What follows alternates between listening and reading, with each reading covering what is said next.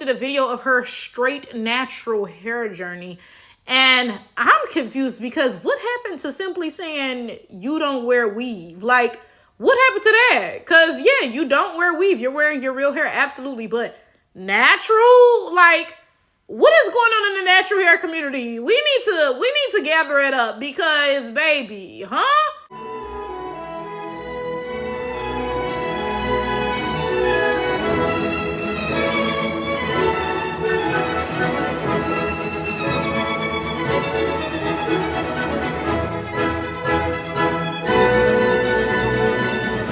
Now, don't get me wrong. You wearing your real hair is awesome because, quite frankly, I would say most black women do not. I wouldn't even say a lot of black women do not. Most black women do not wear their real hair. Look at me. I got weave in my head right now. So you wearing your real hair is awesome. Absolutely, right? But it's not natural. That's where I'm confused at. Why are we saying that silk presses are natural? I'm just lost because the entire point of wearing your natural hair is to have it with its actual hair texture and reclaim our hair textures as beautiful. For too long, black people have been told that our hair texture is ugly. Non-black people say all types of vile things about our hair texture. And unfortunately, a lot of black people have internalized that. And you can't blame them. When you look at how we're treated in society for our hair texture and everything about us that makes us black, right? You can't blame them, okay?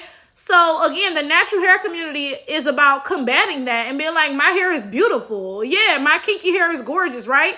How exactly are you doing that with a silk press? Girl, like, make it make sense. The math just not quite mathing for me.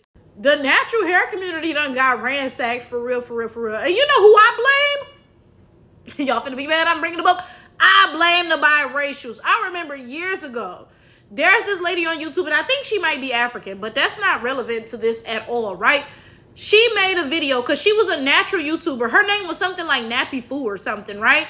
And she made a video. She made like a mock song, right? Like, washing goes to work on nappy hair. Washing goes to work on my 4C nappy hair, right? And it was to the tune of Drake, started from the bottom, now we here, right?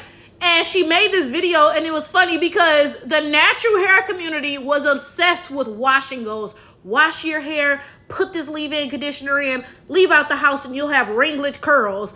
And the reality is, that ain't how black women's hair works, okay? Now, maybe that's how biracial women with 2A curls hair works. Cool, okay, right? But black women, that's not how our hair works, right? And Nappy Foo called this out with this song because she was like, that's not how my hair works, okay? And it's funny because people who have hair like her, that's who the natural hair community is actually about.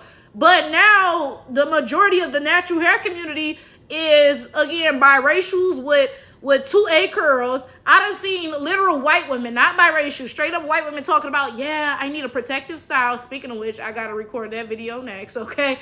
And black women with silk presses talking about their straight naturals. What is actually going on in the natural hair community? Because this is not what it's ever been, like, supposed to be about.